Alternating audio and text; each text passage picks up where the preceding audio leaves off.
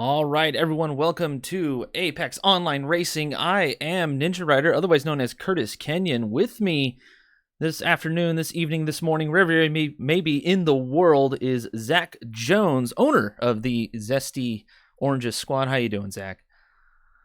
Yeah, I'm good, thank you. It's great to be back for another season here in Australia, obviously for the first race. We're in qualifying one now, and we've got 28 drivers, I believe, going around to see who can get into the top 10 for qualifying two. It's all very exciting. It's all very exciting indeed. Yeah, that's right. He is Australian, so calm down. We all know it's this sexy accent. We got it. It's Oh, fine. yes. Yeah. Yeah. So obviously, I'm running the stream, so if there's any issues stream-wise, let us know in the chat. I have people watching that can let us all know to, make any adjustments or things of that nature. I want to welcome you all to the inaugural season of Formula One in rFactor for AOR. This is all very, very exciting, and I should probably give you guys some game sounds. That might help a little bit. But yeah, so we're kind of just sitting here in qualifying one, 12 minutes. And all cars are on the tracks. 28 racers today, Zach. That is a lot of cars. It's a lot of cars, and especially considering that Albert Park's not the longest circuit that they'll race on. So to try and fit that many cars onto sort of a pretty small track is it's going to definitely be interesting, especially at the end of qualifying one. There's going to be so many people trying to improve on their times again to Q2. As it actually looks like we're changing a couple of things. Yeah, I think there's a bit of Bit of lag. server Yep. lag, just a touch. Having that many cars on track at the same time is going to definitely make sure that there's going to be some some teething issues with the server. A little bit, yeah. rFactor notorious for having some light server issues, as happens from time to time. But that's why we love it. It's got its own little unique quirks. That's true. Yeah, yeah. No, trust me. I've spent 7 years racing, endurance racing. So, it can be fun sometimes. You're in the middle of a 24-hour race and suddenly the server decides to crash. Okay, sounds good. I guess we're gonna have to deal with it, but yeah, I guess it's but we'll be probably restarting qualifying one here. They're all go out at the same time. I was going to direct your attention towards Craig, who was about to start his lap, but then he stopped the entrance to the pit lane, and then the session reset. So I was like, well then, but they'll probably all.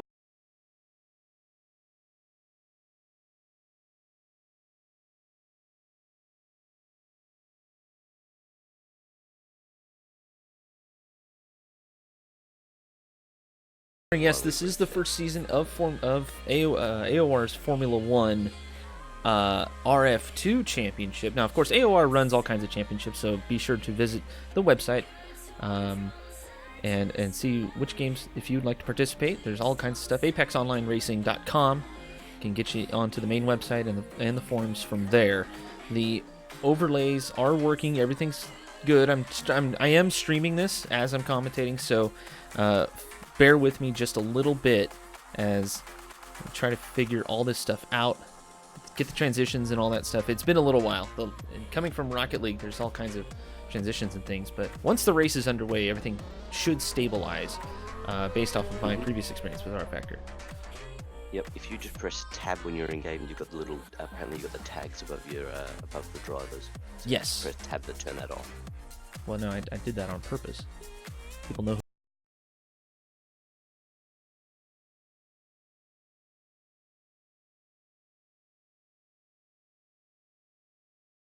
From Keen, who also says he's got a backup grid, so Keen White will not be going out. Okay, so just in case. Well, he's part of the Sabre team, the blue team, and his teammate Sam Carpenter will most likely be the main challenge for Craig in the Defiance this season, as sort of Craig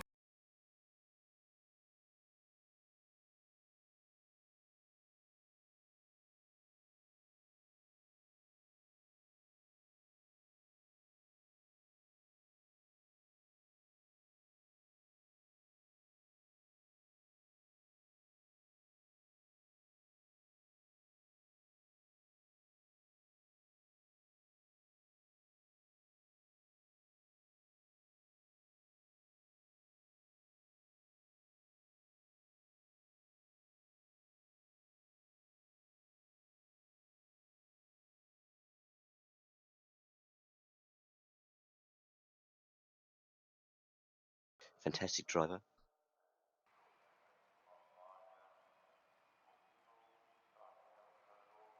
We're actually having some issues in rFactor. It looks like we're just moving straight into qual. Not quite sure. Here we go. Yes, qualifying is commencing again. I am just waiting for the server to stabilize. Everybody's just jumping out on track right now, so this is good times for the rFactor server. And we all know, everyone knows who's used rFactor before, that it can be a bit buggy at times. So we're just kind of making our way in. Cars are a bit transparent.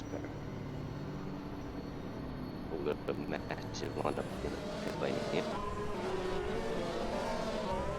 We're all making our way out on the track now.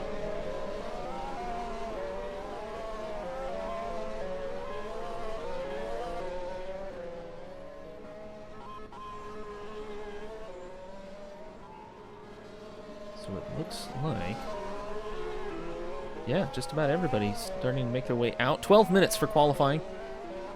And we're under a little bit of a delay due to the server hiccup. Everybody being very careful, very good about getting out of the pits, and it's good to see that, Zach.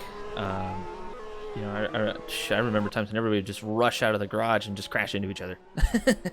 Yeah, and that was the main thing I think that some of the front runners were worried about. So we got Craig Baxter, sort of the guy I guess that I would say will win this championship and probably will definitely win this race, unless there's some issues engine-wise. But he's the first car out on track. He's leading the pack round, which means that he'll be the first one to set a flying lap if all goes well. He's making his way now down through the third DRS section, newly added DRS section in real life in Formula 1 and in AOR for this season. AOR is trying to emulate the actual Australian Grand Prix, and I know that they were working on grip levels and things of that nature to make sure the tires and everything perform the way they're supposed to. We should, based off of what I was seeing earlier while sitting in the practice server, we should be seeing times somewhere in the 119s, which is flying. I mean, that is fast. Yeah, it's a couple of seconds faster than the Formula 1 cars. Obviously, Lewis Hamilton has overnight, or just a few hours ago, put his Mercedes on pole in real life, with like I think a 1:21 maybe or something like that. So yeah, these cars are a little bit faster. It's more about the high-speed grip that these cars differ to the Formula 1 cars. So the sort of the cornering speeds are a lot higher in comparison to Formula 1 cars, because I guess it's a computer game. It's a simulator. You're not gonna get bang on. But we've got all 7 dry compounds. So the hyper soft, the ultra soft, super soft, soft, medium, hard, super hard. Mm-hmm. But now Craig has pulled up and he's gone back to the pits. So we won't be seeing a lap from him. As far as track limits and things of that nature, obviously the wall. But track limits are strictly enforced. There are race admins watching the race in server, just making sure that everything's good. If there are any discrepancies or drivers might see something, there is a bit of a report system and penalties can be handed out. But based on what, again, like I was seeing earlier, a lot of these guys have been practicing. I didn't see anybody pushing track limits really. Yeah, here and there, obviously, but you are allowed 2 wheels over the line in certain areas when you can. But touching the grass in any part of this circuit, you're flying off the track, let's face it.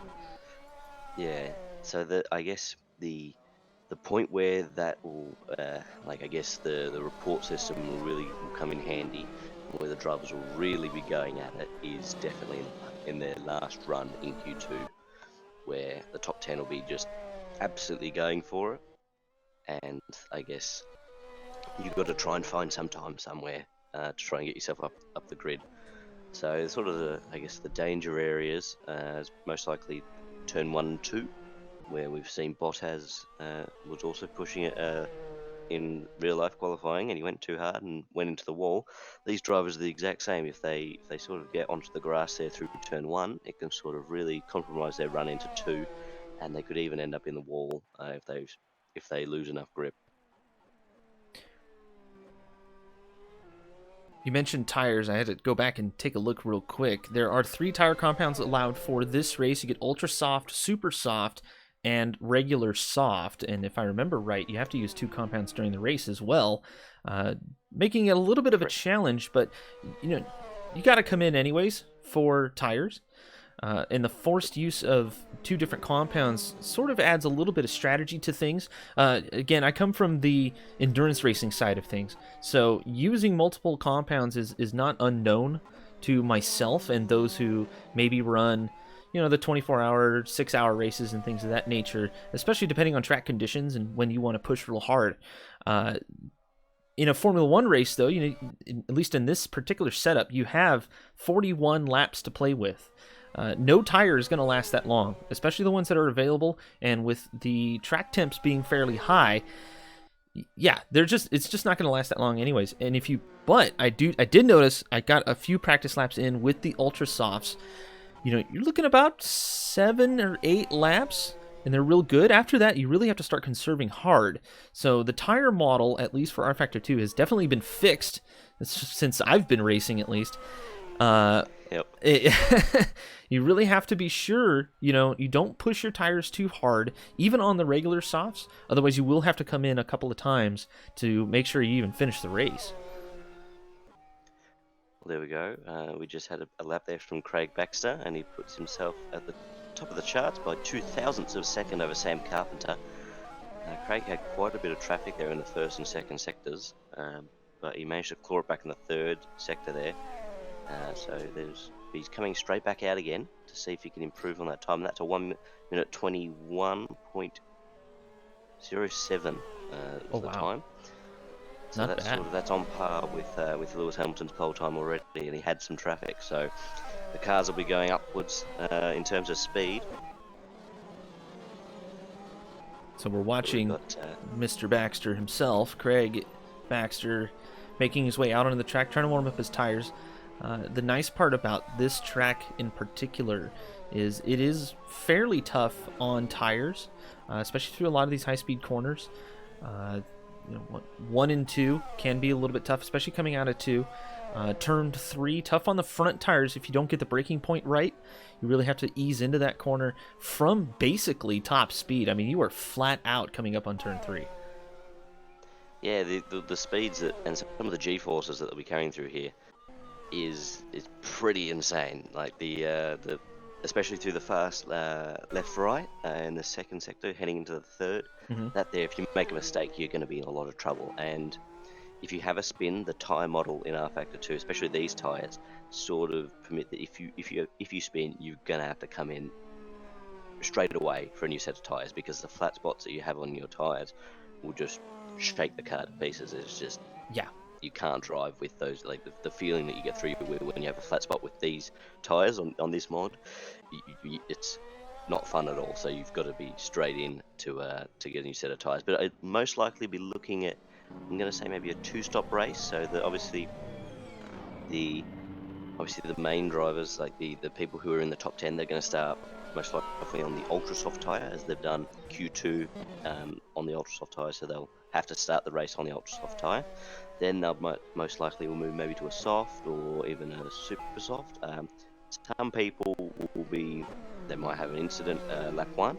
They'll come in straight away for a set of softs and try and run long and open up their options later in the race for something more, like maybe a quick ultra soft stint at the end for a quick splash and dash, I guess, without the fuel.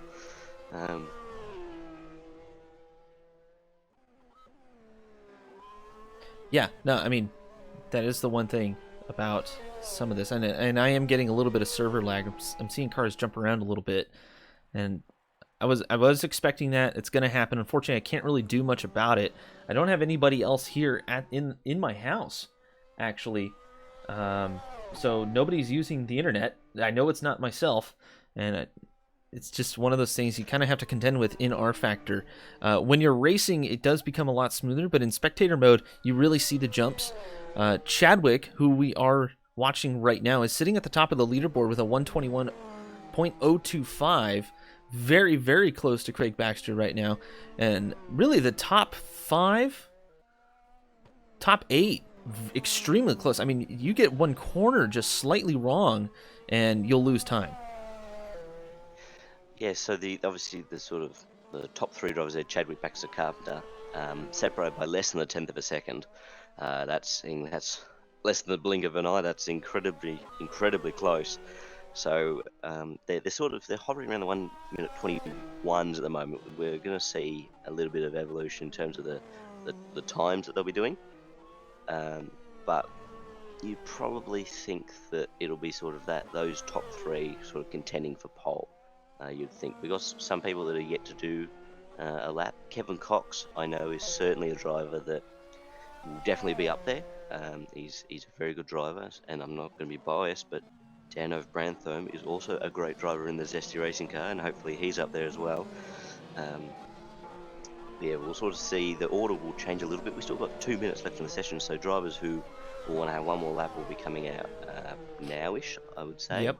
because obviously they need to get out and do their out lap, get the tyres warmed up. But Kieran Chadwick's now 2 tenths down on himself, had a poor second sector. He's coming through the final set of corners, heading now towards the penultimate corner. He'll most likely, he has gone purple in the first sector, not a very good middle sector though, so it'll be interesting to see if he can claw it back here in the final sector. He's going up to the line. What's it going to be for Kieran? It's going to be an improvement by nearly half a second. Wow. That's quite an improvement. Pedal to the metal here for Mr. Chadwick, as it looks like he will call that one a lap, and I don't blame him one bit. Everybody else, now that time is starting to wind down, will start to make their way into the pits. We see Rice actually cross the line. He'll end up 6th, which isn't bad. And when I used to race myself, I would go all the way up until the timer ran out, just to get that extra few seconds of track time to see what the tires do when they're hot, and gather just a little bit more data. And sometimes that would really help out when it came race time. And instead of coming into the pits, I knew exactly what to do to start cooling the tires off. You know, that you can take a different line, you can brake a little earlier. There's various ways of making sure that your tires don't overheat. Yeah, they need to get pretty hot, but using that little bit of time can sometimes make or break your whole race, as Rice is actually getting really squirrely. Now, that could be a little bit of server lag, but he was coming out of a corner. I think that was turn 5 or turn 6. I'm trying to figure out exactly, but he's right in the middle of the middle sector. You see the dust flying. He's really pushing hard right now. They do get to finish their laps. We're just going to keep here on Rice. He's over a second down, so just trying to improve what he can. Sitting in 6th. Pushing a little bit wide there, the penultimate corner. Coming up on the last one. Popped open the mailbox. And he's crossed line. There was a spin in the background there. Rice ends up 5th. He does improve one more, just a slight improvement, but it's enough to put him in the top 5. Not bad at all, if I must say so myself. And that's qualifying 1.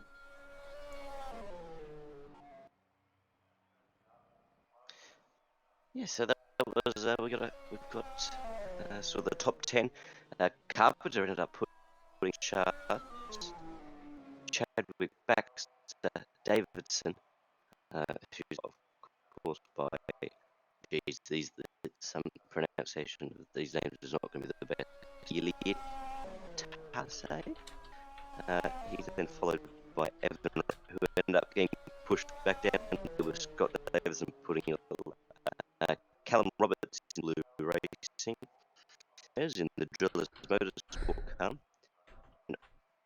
We're getting a little bit of lag from our co-commentator. Now that could be all kinds of things. Unfortunately, yeah, I'm getting FPS drops and everything. So this is definitely an rFactor thing. This happens with rFactor, and when they go to switch out the sessions, there is sometimes a little bit of lag. So what we're gonna do, we'll go to a short break and let the session change out. We'll be right back. You're watching AOR on YouTube.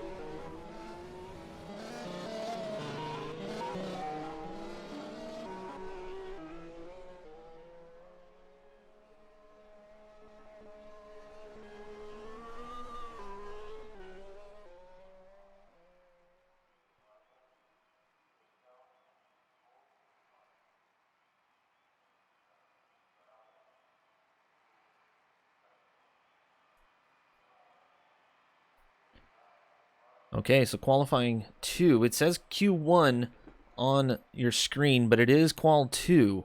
This is the top 10. Only the top 10 are allowed on the track now. And Zach, what would be the strategy here? Just go out, do the fastest lap you can, or do you wait a little bit, like Mr. Cox here? I think the best thing to do would probably to have 2 runs. So obviously one now. That's why majority the full top 10 are on track now.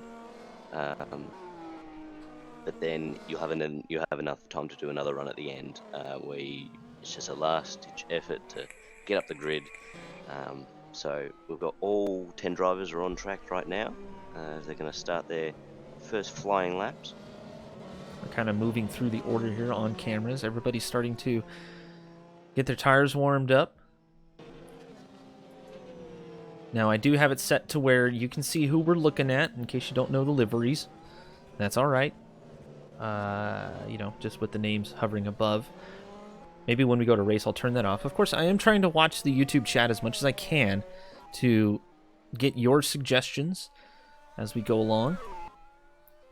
But Carpenter and the leaders have started their flying laps. This one should be fairly quick. Now, the track will rubber up a little bit more. I didn't see anywhere where the settings said that the track resets itself every session, so there should still be rubber on the track from Q1. And the grip levels should be coming up nicely as we see Carpenter actually getting a little sideways coming out of that corner. You got to get a good exit on that corner and get set up for that Q2. Or Section 2, I should say. Yeah, Sam's going to actually say, forget it. He's going to send it back to the pits. We've got Kieran Chadwick now going through the penultimate corner. He's had a green first sector. He's went down on himself in the second sector, a bit of a red sector. Let's see what he does across the line. It's improvement by a half a second, a 1 minute 20.956. He's actually going to pull off the track too. Interesting bit of setup there. Baxter is out. He's coming through the last corner. Let's see what he can do.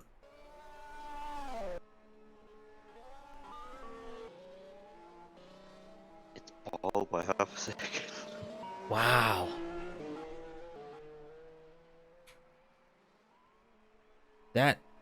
That's fast. Let's face it. 0.2 of a second over Chadwick. Baxter really feeling it right. He's coming out of the pits again. Goes right in and right back out. That'll give you fresh tires. And a little bit more meat to work with. Trying to make sure that those tires are as close to 100% as they can be right when he crosses the finish line. And the only way to really do that is make sure you don't get sideways coming out of any corners. Make sure you don't push into the corners. Go real careful on this outlap. But at the same time, you have to make sure your tires come up to temperature.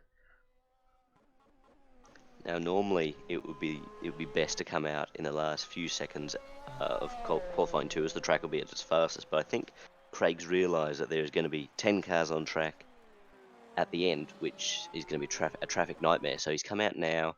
He's got less cars on track. He can manage his tyres a lot more without having to worry about getting out of the way. Oh, he's actually gone back to the pits. Back to the pits. Okay. Yeah. Well, that just completely throws out everything I've just said. Look who's in third place, though. Yes. Is that l'Italo? I'm gonna go with the Italo. I'm gonna. Yeah. I think that's probably the best option. Carpenter is behind him, so Carpenter will get a little bit of help there. Carpenter's sitting in 7th, but l'Italo in 3rd place right now. Feeling pretty confident. I think he's benefiting off the fact that there's probably 4 drivers there that haven't done a lap yet. So Carpenter, Davidson, Rice, and Zwires are yet to do a flying lap. So I think we'll expect Carpenter maybe to slot into 2nd place there, above Chadwick. But if Kieran does come out again, which he's got about 10 seconds to do so, he might be able to slot himself and get himself onto the front row. But it'll definitely be very close, I think, between 2nd and 3rd, who Carpenter and Chadwick.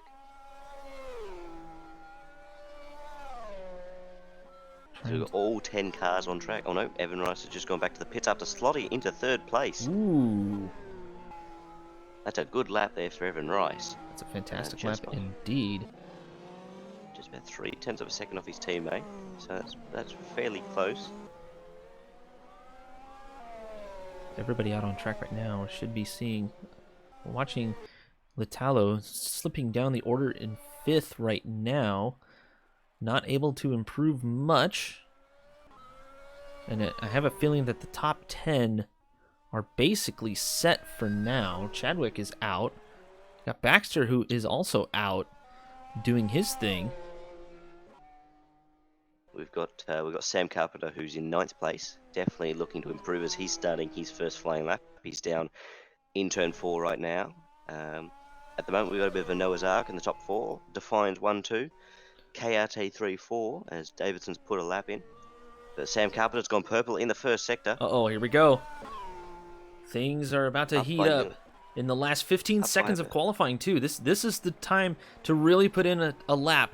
He has to be very careful, though. He doesn't want to get too crazy on that accelerator pedal. It's really easy to do. Even on the brakes, you got to time those brakes just right. Keep that mid-speed corner, mid-corner speed up, I should say. Pushing really wide in that little corner there. That kink is so hard to get perfect when you're at speed. And cutting in here to the 3rd sector, Sam Carpenter looking to put himself on top. I don't think he lifted through there. No, I think that was maximum commitment there from Carpenter. He's down by 8 thousandths on Craig's time through the 2nd sector split. He's going to come across the line. What's it going to be? It's pole. He nabs pole. Sam Carpenter nabs pole at the last second by 0.2 of a second. Here goes Craig across the line.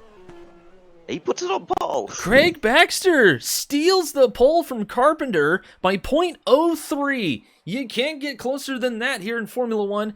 Oh my God, I'm actually stunned. Baxter absolutely threw that car around the track. That was a fantastic lap for him to put it on pole by less than 1/10 of a second over Sam Carpenter, but Sam will be proud of gotten so close. But that sets up what will be a fascinating race with in 3rd place behind him.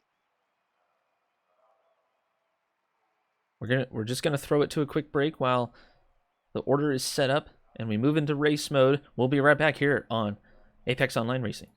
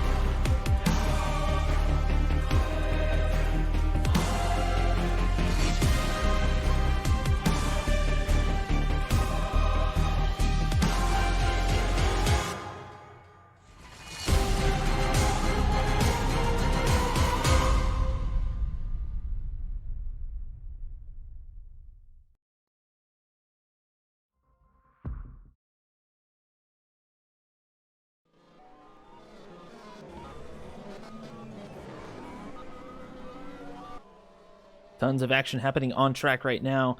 With you, as always, is Curtis Kenyon. That's myself, and I have Zach Jones with me. Now, we're waiting for Zach to kind of catch up. He is in Australia, and tons of craziness happening here at the end of warm-up as the grids have been set. There's about a minute and a half left here in the warm-up session, and this is mostly just a transitional period for the race admins to get everything set up as far as the grid goes, and just to make sure that everything's good to go server side, and it's all good. Everything's good. Everything's fine. I guess it's basically organized chaos.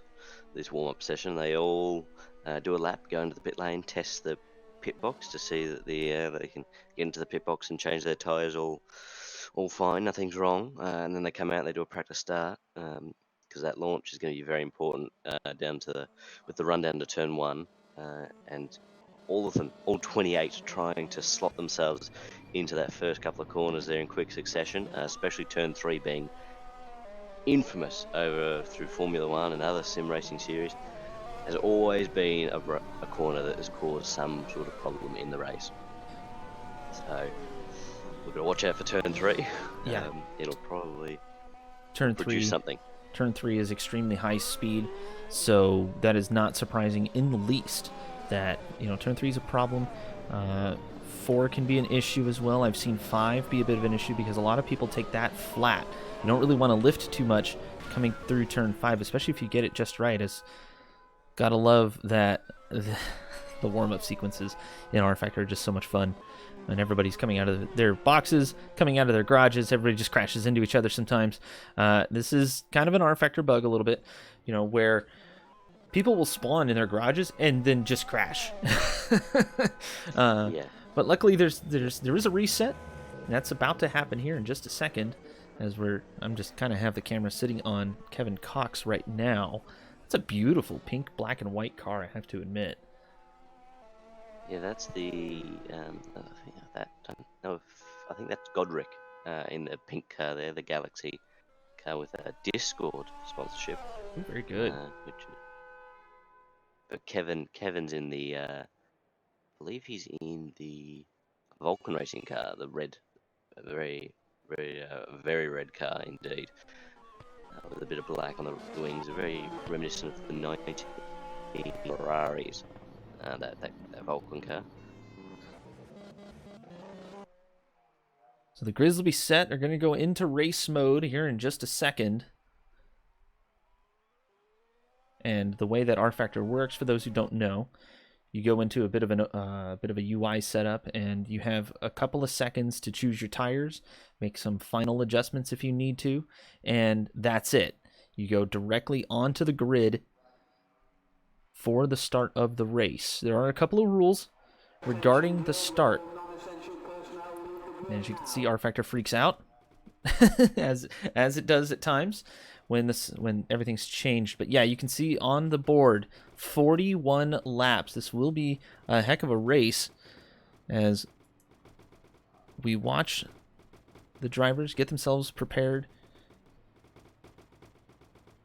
get themselves all set up.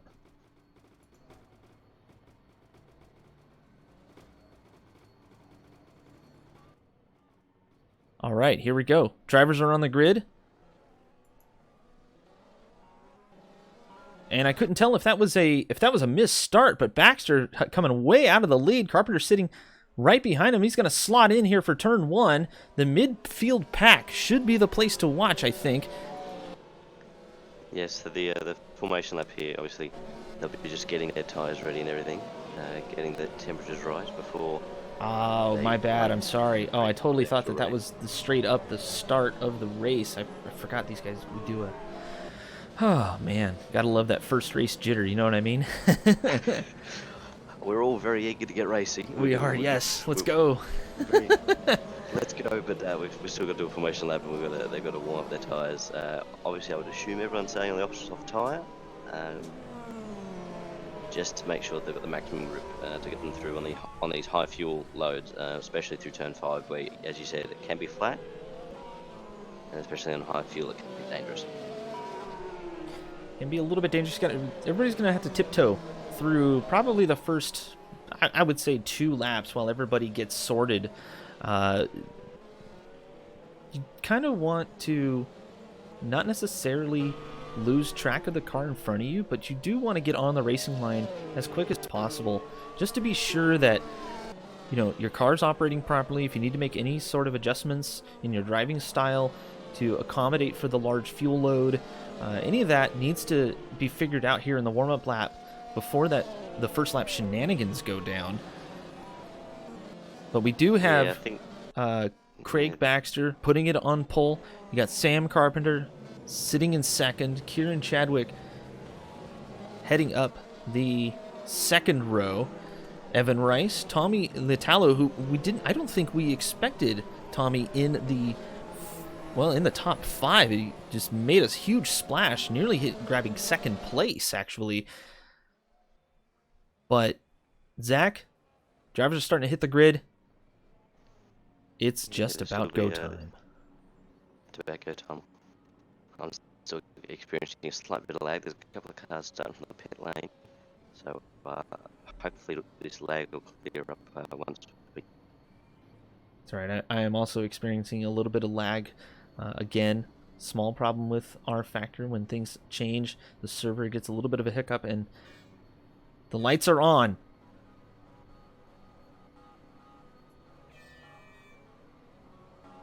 And we're underway here at the Australian GP, race 1 of season 1 for rFactor 2 here at AOR.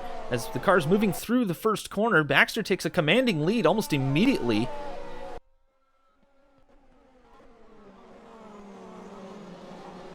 Everybody kind of slotting into their positions quickly. They don't want to get too tangled up here for turn 5. This is a big flat corner. Moving through as flat on the pedal as possible. And it looks like, so far, everyone's been fairly clean.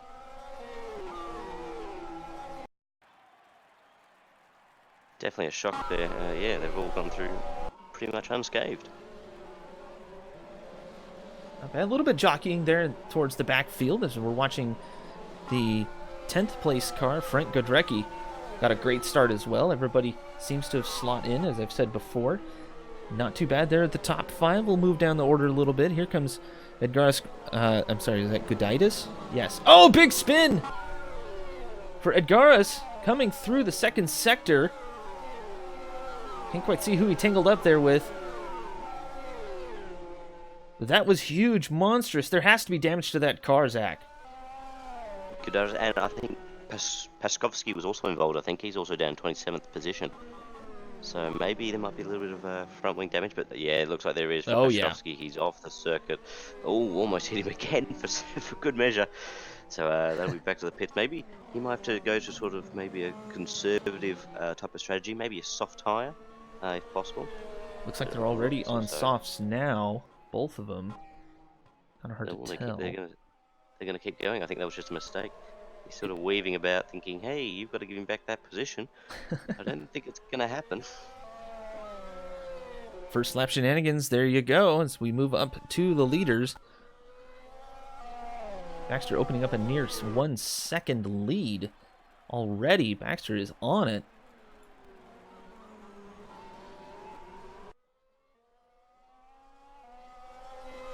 This is an extremely high-speed section that the leaders are coming through. You're flat out all the way. You do have to tap the brakes, slam it down to maybe 5th or 6th gear, depending on how fast you go through, and then you're flat all the way through the next corner. You really have to time your entrance to get it perfect. You almost have to bring the back end of the car around to make sure that you conserve as much speed as possible and then save the spin if you go a little bit too hard.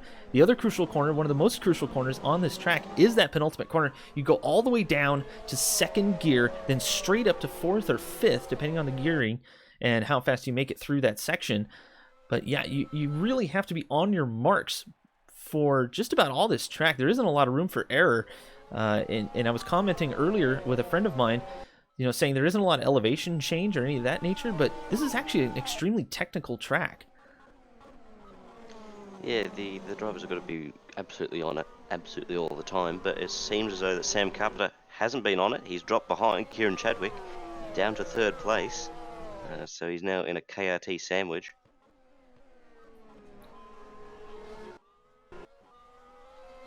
As we're now going to see, I think it's Kieran Chadwick there who's starting to push up on Craig Baxter. He's brought the gap down by about 0.3 of a second. I think Craig will be managing that gap. He'll be, I don't think he'll be going at full speed. As we see, he's already brought the gap up by 1/10 of a second. Now Baxter might be backing off a little bit. He probably had to push his tires, and noticing the tire temps are a little bit warm. So just back off a touch.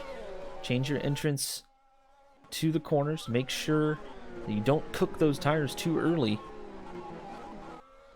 And of course, the lateral G-forces going through the center of the corner have to be managed. And one of the ways to do that, as a lot of people will know, is to manage that entrance speed. You don't want to go too fast, but you also want to be off the brakes and off the accelerator as you hit the apex.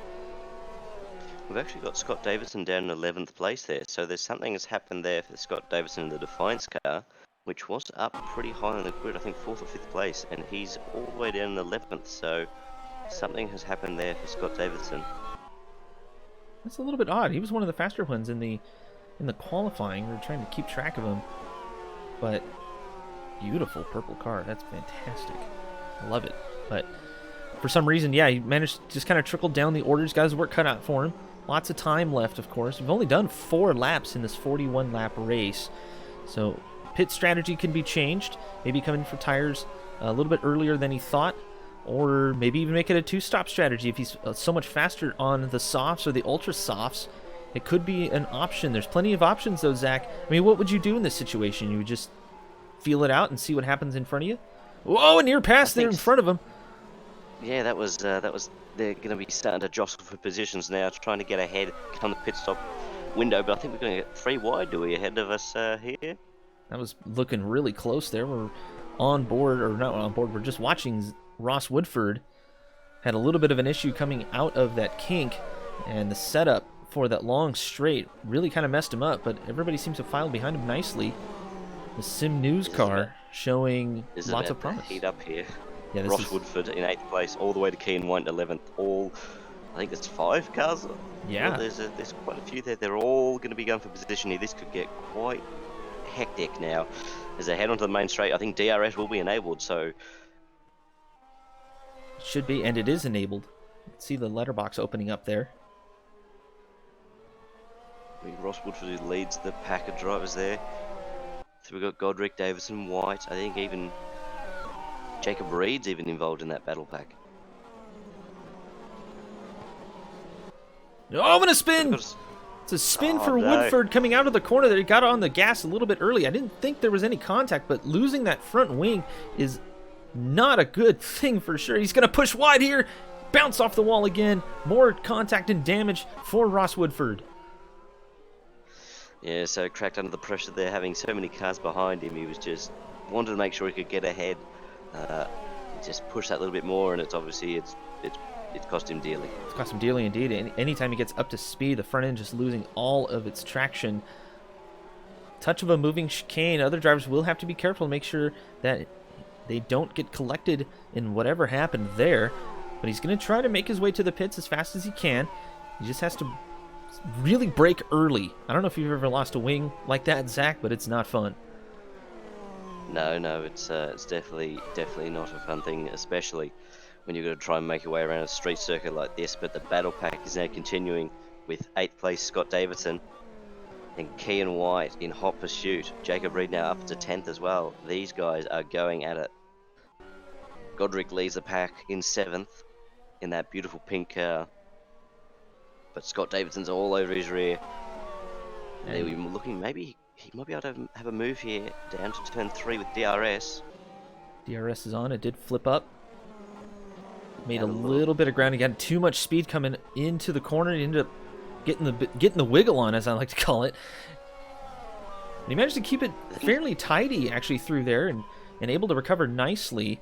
And that did not allow White behind him, seeing White, to make any sort of crazy ground up on him. And I think White was a little bit concerned that he was getting a little too close and didn't want to get collected by anything that happened in front of him. See, in these packs, you're obviously wanting to make up positions, but at the same time, you've got to be watching it behind you because you can lose positions just as easily as making them. So, Kian there was closed right up to the back of Scott as soon as he made that mistake, and he was sort of looking like he was going to make a move. And now Scott's going to have another go at Godric here. And I reckon he's going to set himself up for a move on the main straight, personally. He's going to have DRS, obviously, so this could be a good thing if he can make his way. With DRS now, he's getting fairly close to the back of Godric there. Godric is Wisely going all the way to the inside of the track. Wisely diving down, not giving the aerodynamic advantage to his opponent. But you have to be careful. You know, he's on the soft tires. He's got the yellows on. I think he is. Yeah, he's got the soft tires. He's fighting very well for someone who has the harder compound. Oh, and there's contact. Great save by both drivers. Well respected. It was a big move for Davidson to get down on the inside there. I don't think Godrecki was exactly expecting something like that, but he held his line and it worked out well. Yeah, he's just got to be very careful now. He now knows that if he goes for a move like that, he's going to get the door shut on him, just like he did there into turn 3. So that's something he's got to consider. But now, Godric's come all the way back onto the back of your favourite driver, Tommy Yulato. Yeah, Yulato, who was sitting in 6th, now been passed. He's got Scott all up behind him. Oh, that's huge crash. That's a big crash. Oh, and flipping down the back straightaway. Oh, man, that is brutal. Who else that was involved? I think that was Scott Davidson. It was. Did it involve? It was. Scott Davidson and Yulato. Yeah, Davidson got tangled up there. I'm not quite sure if Yulato is having a little bit of server issues, some lag maybe, but Yulato's going to come in, get some repairs. There's one behind him as well. Adam Cronin. Cronin coming in. Okay. Yeah, Davison is already in the pits. You can see him on your screen there. See, what I thought happened there was the fact that Scott was going up. He had DRS. He was going up the inside of Yulato there, and Yulato just completely swiped across him and caused a massive crash, a flip, but he's still going. So the structural integrity of these cars is absolutely amazing. I want to see that carbon fiber. Let's make everything out of it. Yeah. But we've obviously, I think we're entering the pit stop windows. We've got Godric, who was in 7th mere moments ago, is now in 4th place with Kian White in 5th. Kudos to Kian White, because he started in 27th place and he's now in 5th. So he's made up a lot of positions in the opening 8 laps of this race. He is running yellows as well. So fantastic showing by the Sabre Racing pilot here as he's moving through the final corners of the circuit. Looking fairly steady too. He's not pushing super hard, but you can tell he's got the leaders in sight. He needs to keep himself calm though. It's really early in the race still. Only just about 9 laps completed. It's all heating up in 11th place with Callum Roberts. We've got Callum Roberts here who's getting hounded. He's getting absolutely pushed around by all the drivers around him. We've got Baxter, Chadwick and Carpenter are also in the pits. Everyone's coming into the pit lane now. Lap 9, the crucial lap it seems. Lap 9 seems to be the lap for purples. I believe we've got Godric now in the lead of the race with Kian White in 2nd place, up from 27th.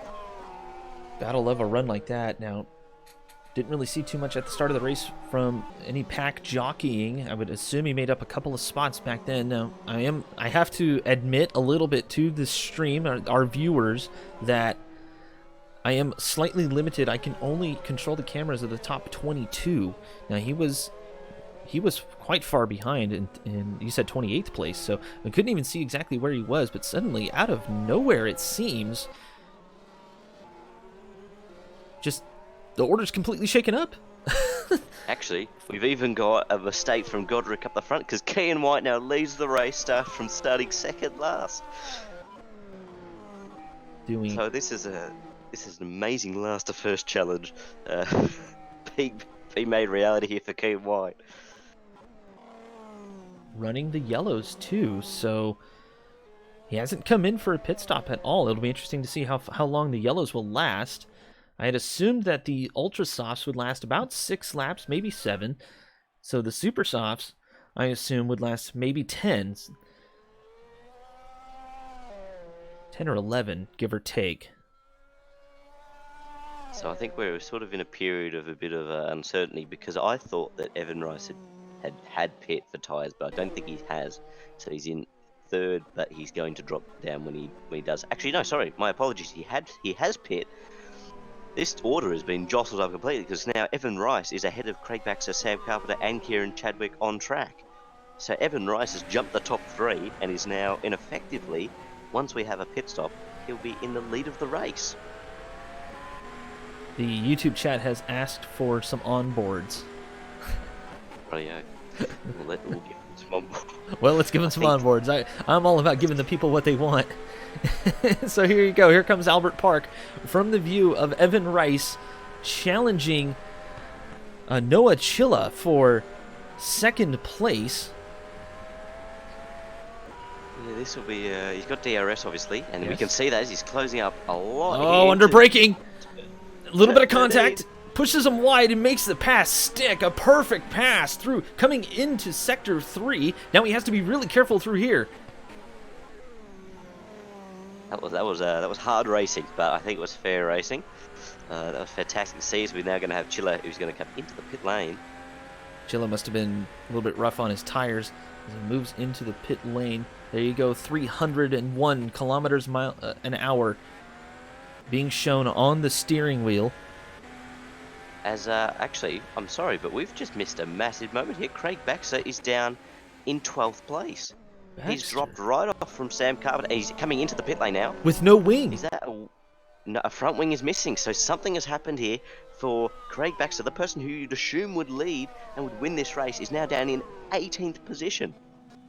Losing places. This is now going to be a survival race for him here, but the order's been completely thrown. We've got someone who started second last is now leading. We've got Evan Rice, who was behind the top 3, who's now way ahead of them, ahead of his teammate Kieran Chadwick, and Sam Carpenter's in 5th place. But the man who we thought would be in the top pecking order of this race, Craig Baxter from Defiance Racing, has come out of the pits, got his wing on again, and he's going to have to get used to the car. I'm sure there's other damage that was not able to be repaired by the pit crew. So he's going to have to get used to that car. It's going to take him a couple of laps. We've actually got a few retirements now. Damien Hall has pulled over to the side of the track. We've also got Kevin Cox in the Vulcan Racing car, is also out of the race. And he's also joined by Max Huss, who's also retired from the race. So we've lost 3 cars so far, with Martin Prankerov, the last of the current runners, in 25th position. Godric, who was up, I think he was bad. I'm pretty sure there's been some sort of contact here with Godric and Craig Baxter, because they're in 24th and 23rd respectively.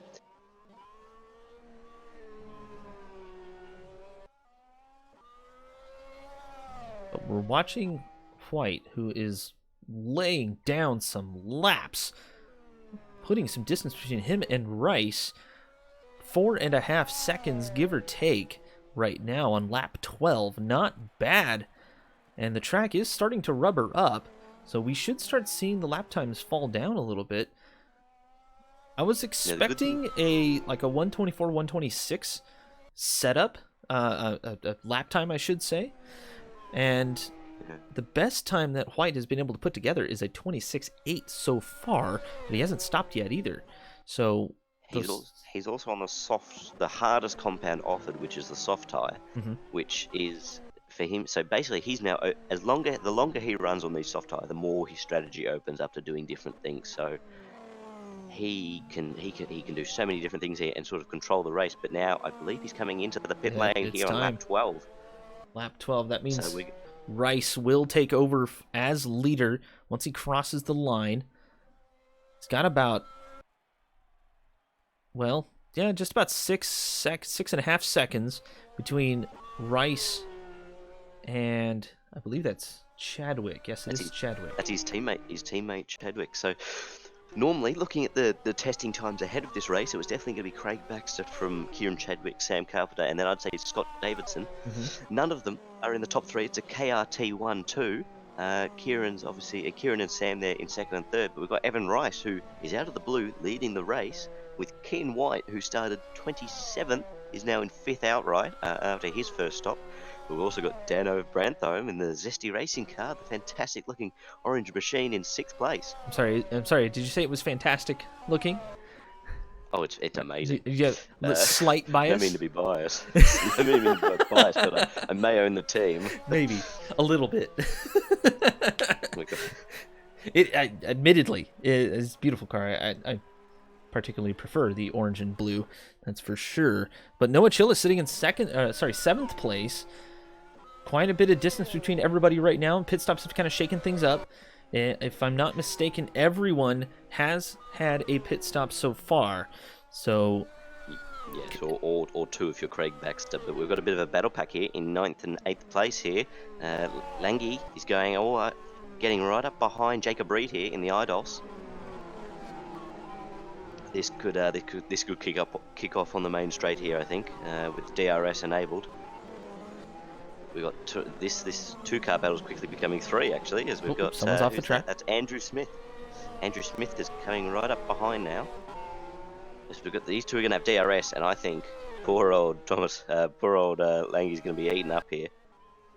Lange coming into turn one. Perfect braking, fantastic job. A little bit of time made up by the opponents behind him, but DRS is on again. You see the letterbox open up. Yes, I think he drove that absolutely perfectly there. Yeah. He managed to defend to the point he got such a good run out of turn 1 and 2 that they had no chance of getting past into turn 3. So that was fantastic defensive driving there from Lange in the 11 ballast racing car. And you just saw a couple of lines taken through that section of corners. As you come out of that very fast turn 5, you're absolutely flying, and there's a little bit of a kink than turn 6. Now, turn 6 is just about a third gear corner. You do have to slow down quite a bit. A lot of people getting into 7th gear as we have a pass lining up, possible. Not quite getting it lined up. That's a really dangerous spot to pass in, and it was a good idea there for Andrew Smith to back off just a little bit, save it for the next lap and possibly the next sector as he's trying to figure out where an opening is. We're coming up here on the last section of corners. And it looks like Cronin got a little bit off track, just a touch, but he ended up slowing down. That's going to close up Davison behind him, who's making a little bit of a comeback run himself. But only 15 laps have elapsed here at the Australian Grand Prix for AOR. Apex Online Racing proud to present the Formula One Championship for rFactor 2. And we're seeing a fantastic race being put in front of you. Yeah, it's I was going to interrupt you, but we're thanking AOR, but we just had a fantastic pass by Ken White, who's now up into 4th place. Went round the outside of Roberts into turn 1. It was a phenomenal move, and so now we've got a KRT 1-2 and a Sabre 3-4 with Ken White from 27th up to 4th. A fantastic drive thus far. 14 seconds off the leaders though, which is definitely something he's got to work on here, but Evan Rice with a commanding 5-second lead over his teammate who he jumped in the pit stops.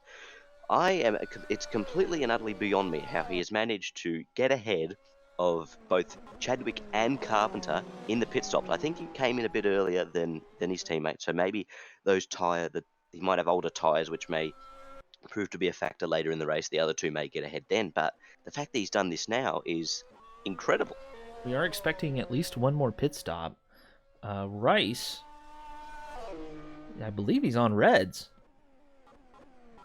No, he's on yellows. Oh, he's just got those red wheels. Those wheels, though. Ooh. Here comes Jacob Reed in 9th, setting up for a possible move here.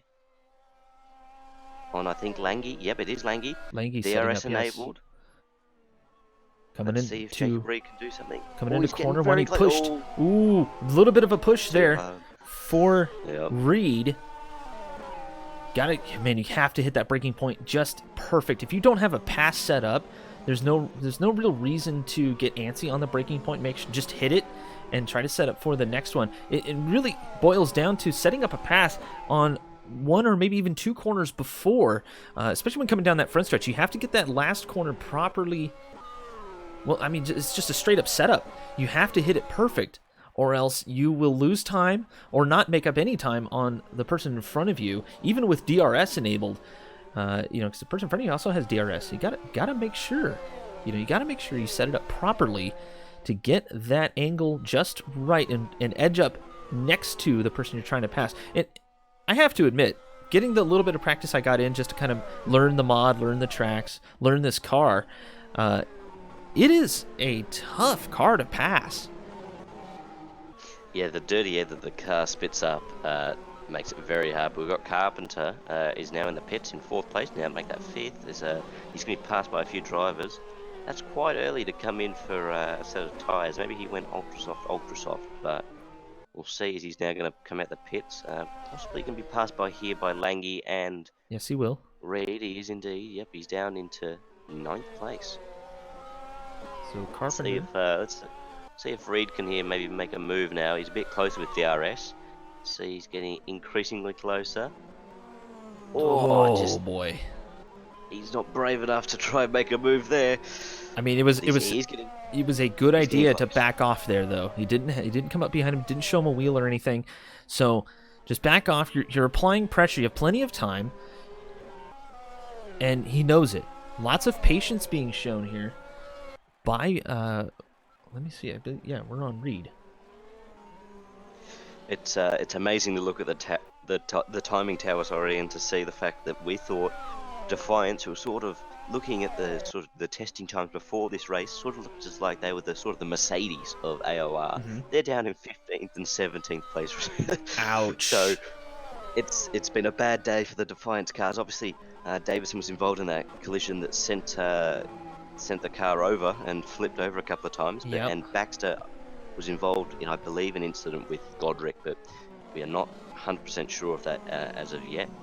The car that went flipping, that was Tommy Latalo. Yes. He is sitting in 21st place. So he's trying to make a little bit of a comeback. And sometimes you just gotta get that finish in.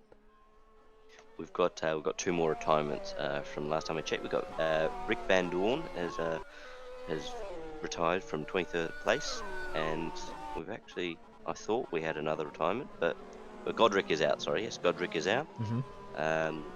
But we've also got Gutierrez. He's in 24th place, so he's behind the retired Van Dorn, but he's still he'll be passing him up into 23rd place in a moment. I just saw Kevin Turner in the pits. He's down in 15th place. Yeah, we are trying to keep tabs on the tire degradation and when drivers are coming in to the pits to change their tires. It's definitely going to start becoming a factor here as the race is starting to near the halfway point. 18 laps completed here at the Australian GP as a pass coming out. Sam Carpenter just lined up a pass on Lange. Oh my goodness, that was brave. We were saying about how tyres will become a factor. We've just had Evan Rice, the leader of the race, pit. Has come out in 3rd place behind Kean White, and now Kieran Chadwick leads the race here on lap 19, almost at the halfway mark of the Australian Grand Prix. So Rice has done 2 stops now. Chadwick has only done 1. Evan Rice is the first to hit 2 pit stops. Bold move right before the halfway point of the race. Now, with that said, the tires are not going to last till the end of the race? No, I believe, he'll be sort of, I think he's sort of on a different strategy, and they'll sort of all come to a head at the end of the race, probably in the final stint, I would think. I think that with Rice now on the same tires he was on before, he came in, if I remember right, about lap 8. So we're seeing 10, 11 laps from the leader on the yellows. And with we got just over 20 laps left. It goes KRT Sauber at the moment, with Chadwick leading from White, with Rice behind him, with Carpenter, who's just made his way ahead of Chiller, who is in who was in 4th place, now down to 5th in the Visceral Sim Racing team. Sam Carpenter up into 4th place. He'll be looking to see if he can get ahead of both White and Rice, and see if he can get into 2nd place and put himself well onto the podium. But a very impressive performance thus far from the IDOS cars, I believe. In 6th place there was Jacob Reed. Looking at Reed, looking really stable right now.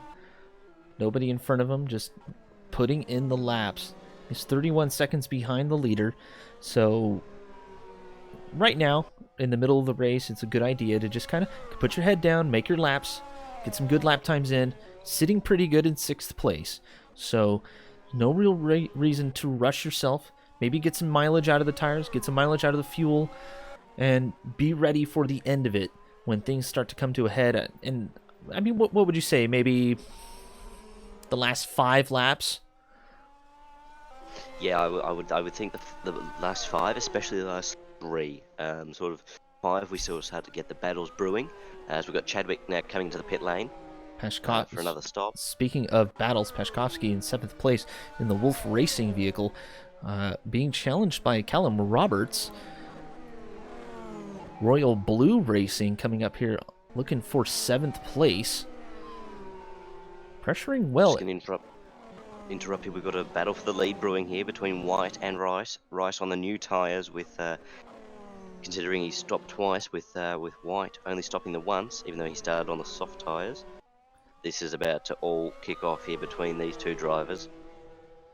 Rice just about a half a second behind, and it's not making up a ton of ground right now, and that's a good idea, as we have surpassed the halfway point here, as these two drivers have been duking it out in pit strategy.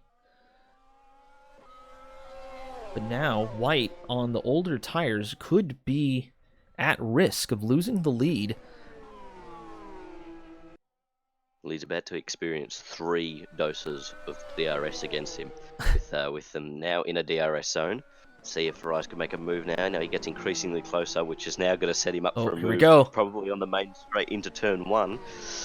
Just sort of, Evan Rice is going to bide his time here, try and not get too far behind White, but as White gets a bit of a slide on there through the penultimate corner, they're going to run through the final corner, nose to tail, onto the main straight. Here comes the DRS. Evan Rice is going to open the letterbox, and he's going to fly past Keen White and the old tyres, make that a clean move, and he could be into the lead of the race for the 2nd time.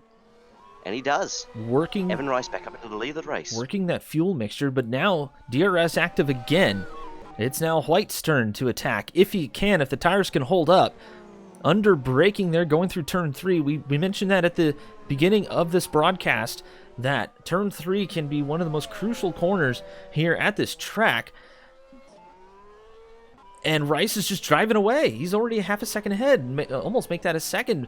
White needs to come in for tires. I have a feeling that he waited just a little bit too long before coming into the pits. It's that crucial lap that he's passed, and he's now he's ruining his chances here of winning this race, because I believe that he is 100% able to win this race. He's proven that he can get up well over 20 positions, 25 positions he's gained this race so far. So I think we've lost another couple of drivers from the race. We did, yeah. I saw a couple. No, it was only just one car offline and trying to stay out of the way of everybody.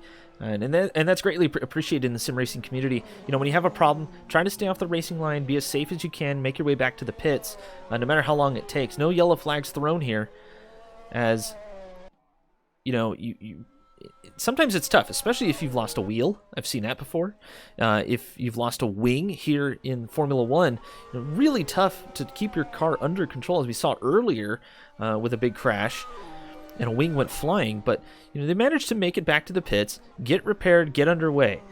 Leaving the server when not crashed is, at least in the RF2 world, is considered a little bit rude, because it does cause a touch of a server spike, and if anybody's in a close fight, it can really mess things up. Now in the 8th and 9th place, Lange versus, I think it's Pashkovsky.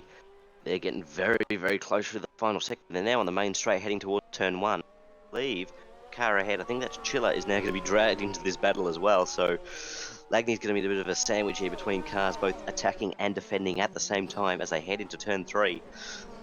He's just going to manage the fact that he's got DRS, so he's going to be able to still keep the same speed as the car behind, but he's also got to watch out for maybe a potential dive bomb move into turn 3, as they're now going to head through sort of the second and the third sectors. Not a lot of overtaking opportunities, as the cars are sort of always moving around and not a lot of time to catch up, unless there's a mistake, obviously. But as they hit the third DRS zone, there's definitely going to be some chances for some overtaking, as Langley he's dropping a bit behind Chiller. Yeah, but that's bringing in Pashkovsky, who is right up the tailpipes. Gonna try a pass here. Oh, brutal. He's offline. He had to slow down so much to make that corner, and it almost flew off the track there at the end of that sequence. Now with the DRS zone, he's not able to open. Oh, no, it did open up. I'm sorry. But he's not able to catch up at all. Gonna have to take it real careful. He's got a little bit of dirt on the tires. Trying to line up a pass. Pashkovsky really working that car, trying to open up something, anything, just to find the chink in the armor in Lagny. We've got Kean White has come in for another pit stop. He's now in 4th place behind his teammate. So it's a KRT 1-2 yet again with Sabre 3-4 with Roberts. Very impressive in 5th place. He's managed to hold down that position for pretty much the entire race. So yes, we've got Davidson in the Defiance. He's clawed his way up from pretty much last place. Now he's in 11th, battling for some points. He's pretty close. He'll actually be joining this Lagny battle any moment now. With Chiller, Praskovsky, Cronin also getting involved, so Davidson will join that as well. But Praskovsky's getting very, very close. He could make a move up on the inside here.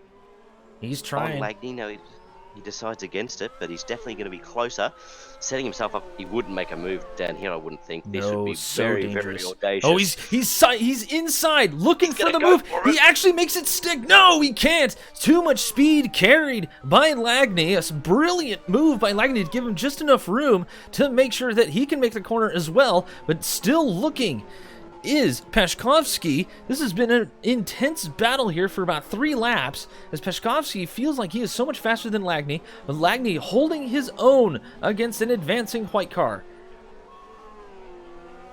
Yeah, so here we go. Obviously, Pashkovsky's going to have another chance with DRS, 2 chances from here, and then from the run to turn 2 to 3. But I think he'll be wanting to make the move right now. He's just not close enough. He's lacking the speed through the final corner, but he seems to be a lot closer now than he was through the final corner here down towards turn 3. DRS activated. Is he going to go up on the inside into turn 3? Yes, he is. Late braking, and is he going to make the move stick? He is. That's Praskovsky up into 8th place in the Wolf racing car. Fantastic move there on Lagny. Pashkovsky sized up his opponent, was very patient in many instances. He had a chance here and there, but he decided not to take it. Nearly pushed it hard into the sweeping left-right, what I like to call it the series of kinks. But Wolf Racing find themselves in 8th place with a good showing so far and a fantastic pass. Now he's just taken off. Lagny was really holding him up. Well, yeah, so now next in sight is Chiller for Pashkovsky. Let's see if he can close up and pass the Visceral Sim racing car. We've got Andrew Smith a little bit ahead in the Thrive Esports black car, just ahead. So we've got Carpenter in the pits yet again for what is his 3rd stop. He comes out in 4th place, so his teammate's the only one that's passed him, and Kean White's up into 3rd. But Sam Carpenter, after 3 stops, is in 4th place. We're only 26 laps through, so I'm going to say there's going to be at least another pit stop there from Carpenter. This could be a 5-stop race for Carpenter, so obviously he's really struggling with his tyre management. So that's something he's definitely got to work on, because Australia, in the grand scheme of things, isn't the most hardest track on tyres, as we're going to have the likes of Barcelona coming up, and Bahrain is also notoriously very hard on the tyres as well. So that's something he's got to work on. I think I saw Circuit of the Americas on the schedule as well. That one can be real tough if you don't have the setup proper.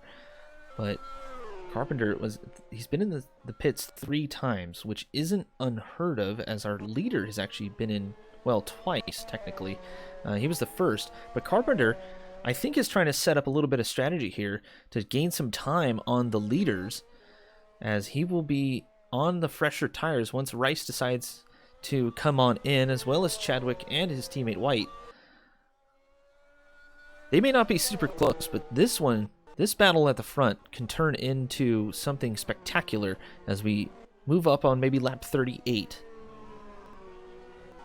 Yeah, we've got the Defiance car of Scott Davidson now 10th place after that massive crash involving, I believe, cars that slowed down at one point a couple of times. So Getting we've sideways. got Baxter in 15th. We've also got Branthome in the glorious Zesty Racing car in 14th place at the moment. Davison has decided to come into the pits, so he's going to lose some of the positions that he was able to make up. Nearly a minute down on the leaders too. We were really expecting him to be much higher in the grid. For some reason, everything is lagging right now. Oh yeah, we're having some server issues here.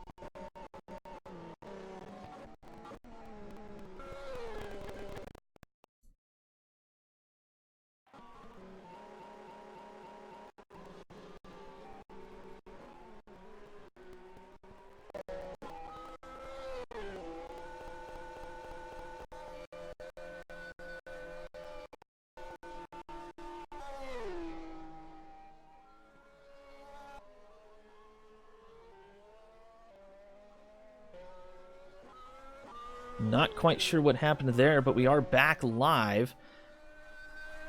30 laps have been elapsed, and unfortunately, it looks like I had a little bit of an internet hiccup, as is what happens sometimes. It kind of sucks. I hate when that happens. Yes, it's unfortunate, but we've had a change of hand for the lead.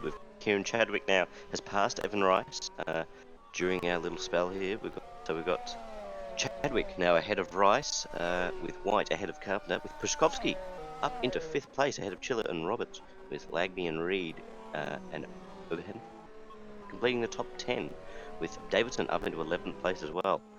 So Davidson here is he's pulling ahead of Craig Baxter by some margin. So Craig will definitely have some sort of damage there to the car that is not able to be fixed in a pit stop. We've just got Sam Carpenter, who's just got ahead of Kean White. So these two jostling for position. They're very close, but obviously Sam has stopped 3 times, whereas Kean has only stopped twice. Yeah, we saw that a little bit earlier. Carpenter electing for a 3rd stop, but it looks like just about everyone else has not. So Carpenter is on the fresher tires and has surpassed his teammate, and he's not really making up a lot of time, though, on the 2 leaders, though. Yes, there's a fair old gap at the KRT cars to the Sabre cars, really showing that whatever setup they're working with there has worked absolute wonders. But we've got Evan Rice coming into the pits now from second place, so this is where we'll see the Sabre cars get ahead, but they're on older tyres than Evan Rice. So just like when Rice passed White when he was on the new tyres, as there's been a collision in the pit lane involving Evan Rice, and I believe that was Chiller. And Rice is now in third place. Everything's kind of moving around. I couldn't get there in time because of the way the camera app works. It's all done by placement. It's not done by name, so I couldn't see exactly what happened there. But Rice ends up in fourth place, and Chilla in sixth place.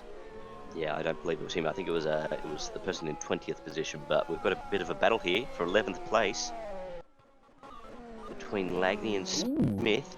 They're jostling for position. That's a nice move up the inside, but I think he's just opened himself up here, Smith, for potentially another move back on the main straight. You sort of got to bide your time and not get too excited too quickly, because you can get past again, as Lagney is definitely going to be looking to try and make a move on the main straight into turn one, but he's run very wide through the final corner. That's going to compromise his run down towards turn one, so you'd think that'd be game, set, match for Smith, who's just locked in 11th place in the race. Looking pretty solid too, as for some reason I'm only seeing 14 cars on the track, at least that are logging times. Now that could be a problem just with the app that we're using. We've got 19 cars still running. Okay, yeah, so there must be laps down, and that might be a slight problem with the tower itself. So we'll have to put that up on the whiteboard to make sure that gets fixed as well. We'll talk to the AOR equivalent of FOM. Yeah, exactly right. We've got Scott Davison and Prskowski going at it for 8th place. I believe we've got Evan Rice down in 4th place. So it's both the Sabres are in a bit of a KRT sandwich with, but we've got White and Rice getting very close actually. So this could turn into quite an interesting battle between the two of them, with Sam Carpenter a little bit ahead of them. Sort of 4 or so seconds ahead of Kean White. So Evan Rice has got to get past Kean White as quick as possible and then start hunting down Sam Carpenter ahead of him as well. Just kind of keeping an eye on this Rice and White battle here. There's a car in front of him too. I can't quite figure out who that is exactly. Looks like a lapped car. Evan Rice, there's only there's a lap car in front of them. Yes. But these two are nose to tail, and this could get, as we've got Kieran Chadwick in the pit lane. It's getting very, very spicy now as they head to the penultimate corner. Is that Evan Rice up on the inside? No. Diving for the pits. Diving for the pits. Just gonna tap out of that battle, and he's gonna head straight to the pit lane. Man, that was quite brave, I have to admit. Right. White just like, okay, I really need to get to the pits. And then good thing Evan Rice didn't go up the outside of that, because that could have turned real ugly real fast. But it was a good on Evan, on what's that? How do you say his name? Cian? Cian White? Cian White. Cian White. I think he's Irish or something Cian like that. So, so Cian actually slowed himself down quite a bit, and I mean, obviously not to a standstill, but it was enough for Rice to know that he needed to pass him because the pit entrance is right there, and that's good. That's just good racecraft. You know, it might have caught White by, or not White, but Rice by surprise, but it was still very good of him to do that and allow the pass to happen to make sure that nothing happened between the both of those guys. Good, respectful racing. We've now got Carpenter, who's made his strategy play, and it has worked off well, because now after 3 pit stops from the top 4, we've got Carpenter in the lead of the race, who has jumped Chadwick by performing the longest undercut in the world. He pit about 5 or so laps ago, so now he might be coming to the pit soon for his 4th stop of the race. But we've got Craig Baxter, who was involved with, I believe, an incident with Godric earlier in the race. He's now into 10th place, so battling his way up after what has been a very, very tough day for the Defiant cars in 10th and 13th respectively. It's going to be just hope. They're going to hope that they can get some points out of today and minimise the damage that the the top two teams that we see, KRT and Sabre, seem to be clawing a lot of points away from Defiance early on in the season. Luckily, it is only the first race, a long season. We're going all the way till October with the AOR Formula One Championships. And so plenty of time for these guys to feel each other out and establish themselves as leaders or mid-pack runners in this championship. And I'm sort of diagnosing stream stuff as I go here. But looks like Chadwick edged himself out a decent lead here, just over almost 3 seconds actually, over Evan Rice. So things are getting a little bit comfortable now, but I have a feeling that Rice may need to come in for another pit stop if he hasn't fried his tires already. Yeah, we're just gonna hope that Rice can close up on Chadwick, try and make a move for the lead of the race in the closing stages even of the actual race. But I think that Chadwick is on fresh tires, so I think it's pretty much going to be that battle's going to be locked away. Chadwick's going to be finishing ahead of Rice, but in what position is going to be the other question. But I think Kieran Chadwick's sort of going to set himself up here for the win, with Evan Rice potentially going to be able to get second place in that KRT and make it a KRT 1-2 in a fantastic way for them to start the season off.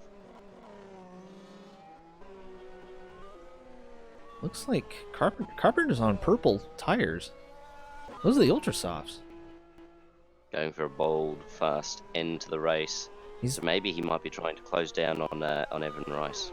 Well, if he doesn't, he's going to have to make sure he doesn't push too hard, because he's going to end up overheating or just overusing those tires.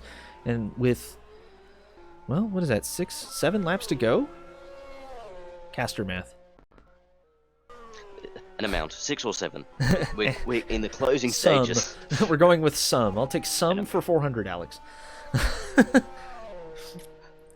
Jeopardy joke. Yeah, it's going to be very, very interesting to see.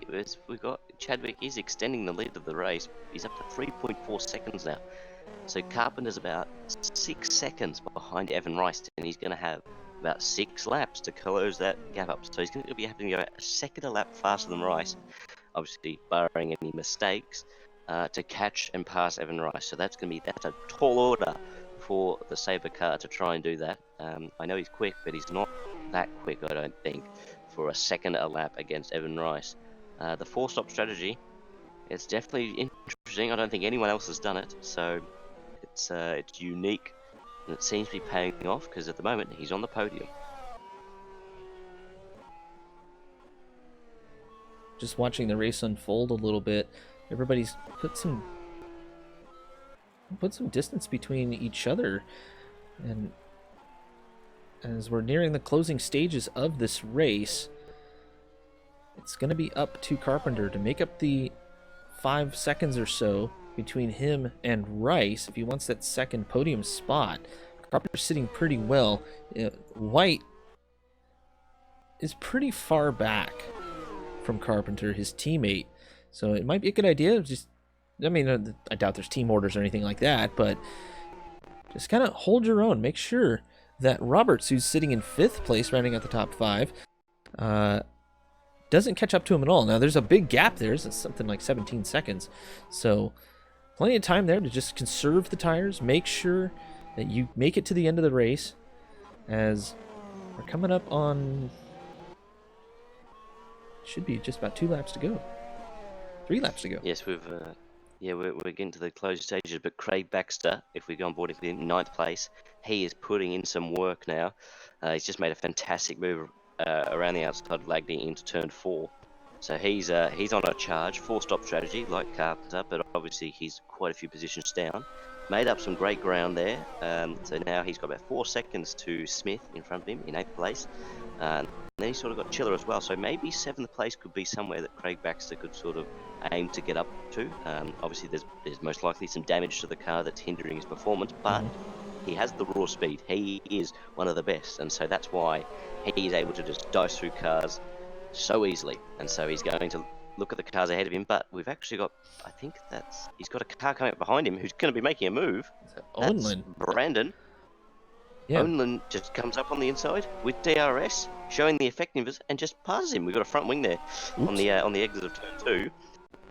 Touch of So someone just a touch had of a debris misfortune. just to kind of distract drivers, but absolute focus here from Baxter and Davison, who are 10th and 11th respectively. And you have to wonder with the race winding down that they might just not necessarily call it a day, but not push the tires too much. Make sure they don't go crazy on the fuel and make it to the end of the race. I'll be honest with you, I'm not even quite sure when the last time they pitted. Well, it's certainly an interesting battle at the back, but it's just become a very, very interesting battle at Rice and Carpenter, separated by 2 seconds. So Sam's proven me wrong. He's closed the gap by more than a second a lap, and he is closing up on Evan Rice. I think he's got to have to give himself 2 laps to sort of be right behind Rice and to size up a move for that second place. But I think we're going to be pretty much, this will be the battle to the end of the race. I think between these guys, this is where it's going to be very, very tight and very, very close indeed, because we've got Kieran Chadwick 3.4 seconds ahead of his teammate Evan Rice, who's in second place, but Sam Carpenter 1.1 seconds now behind Evan Rice. So now this is definitely going to be the battle for the end of the race, as Sam's going to be looking to close up, get within DRS, and then activate the DRS, close up even more, and make a pass. As we're going to go, I think we're going on to lap number 40. Yep, onto the penultimate lap of the race. That's right. We're riding on board with Sam Carpenter. Trying to see just how close he can get here in the next little bit. Rocking those purple tires, doing everything he can. Just touching. That will also play a factor. The fact that the ultra softs will be running out of grip. They're getting older. They're already getting older. You can see the car pushing just a little bit as he runs through the faster corners. He's got to modulate that throttle to make sure that he's able to rotate the car around the corners and not heat up those front tires. Of course, conversely, you may heat up the rear tires if you do it a little bit wrong. But he is definitely trying to chase down Evan Rice right now. Wants to split the 2 teammates of Chadwick and Rice. Yeah, he's done it pretty well. He's modulated that throttle to perfection. He's closed the gap by half a second in this opening 2 sectors of this penultimate lap. The gap is down to now half a second. So he's going to have DRS down this back straight now, and then he's going to have another couple of doses on the final lap. Three doses of DRS. He's got 0.5 of a second between himself and Evan Rice ahead. So they're going to go through the penultimate corner on the penultimate lap, and they're going to come on to start the final lap of the race. We've got to make sure that we don't miss Kieran Chadwick winning the race as well. He's just ahead, only 2.7 seconds. So there could be a last chance that there could be some sort of battle for the lead, but it seems to be between Rice and Carpenter. 0.4 of a second as Sam's going to have DRS down towards turn 3. Evan has just got to not crack under the pressure. Trying to make sure that the stream stays live. I'm closing windows all over the place. This is insane. As I want to make sure that you guys can see this battle for second place. This is starting to ramp up quite a bit. We saw the onboard there from Carpenter's point of view. That Rice car was getting huge there for a second. But Rice seems to have opened it up a little bit. Someone must have told him that he had a car coming up behind his, or coming up right up on his gearbox. But Rice doing a fantastic job of making sure that he stays ahead. He's not pushing super hard. Carpenter is the one that needs to push as hard as he can, and he is, and he's actually losing time for it. He's not going to be in DRS ability for the remainder of that lap, and it's going to be Evan Rice who will take it, bar any catastrophic failure. Even Carpenter, who's losing grip on the tires, saw him in the background there, getting way sideways. But Chadwick crossing the line in first place. It will be a KRT 1-2. Chadwick, Rice, Carpenter. Where is White? White coming through the last corner on a hard-fought 4th place. From 27th on the grid. From way behind. Not a great qualifying there for for white, but makes it work out. There's Roberts in 5th place. Well done to him, rounding out the top 5. He's making his way around the last part.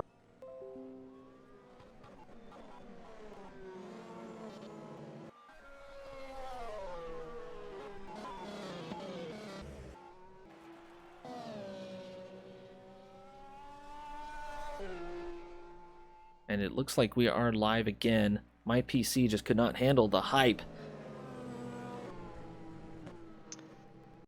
Yeah, so we had it. Kieran Chadwick ended up winning the race from Evan Rice. Everybody did see the end of the race, thank goodness, at least for the winners to cross the line. But it's a little bit unfortunate. Looks like I might have to make a PC upgrade.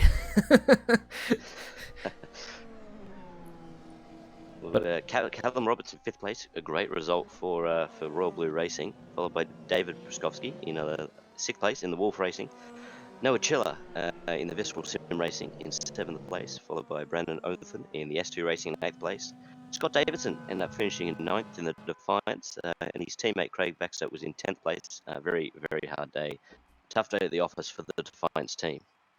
Yeah, it was a little bit of a tough day, but everybody filing into the pits and moving their way off the server. I want to thank everyone for coming through and tuning in to the very first Apex Online Racing Formula One Championship.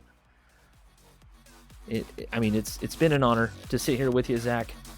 I know it's extremely early for you in Australia. Yes, early morning, but it was a great race. It certainly was worth getting up for. So yes, on to I believe it's Bahrain is the next race that we've got on the calendar.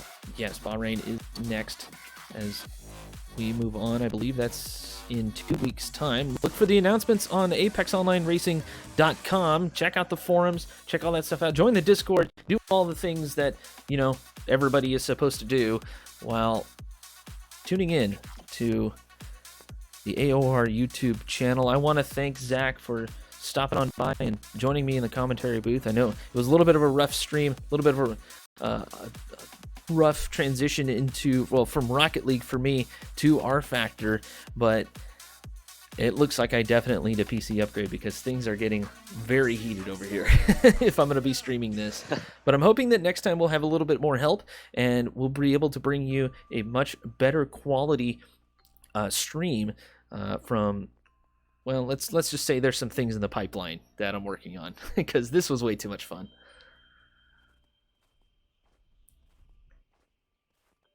Zach, any closing arguments? Yes. No. It was just a great race. Fantastic for KRT to get the 1-2. But in the next race, in Bahrain especially, I would expect the Defiance cars to be coming back with some strength because Craig, I know, I talked to him quite a bit. He loves Bahrain. So Bahrain, the next race, expect the return of the Defiance cars. Everyone, for Zach Jones, I am Curtis Kenyon. You can find me on Twitter at NinjaRiderRL and all of my casting endeavors and commentating and all that good stuff. Zach, can anybody find you on social media, or are you just one of those guys that just disappears into the gloom? No. I'm on Twitter at the Zesty Oranges. But so if you want to follow me for my assorted ramblings about Formula One, you're quite welcome to do so. And on that note, we're going to go ahead and sign off here. Thank you for joining us here at Apex Online Racing. We will see you next time. Bahrain is up next. This has been Curtis Kenyon for Zach Jones and all the AOR team. Thank you for joining us. We'll see you next time.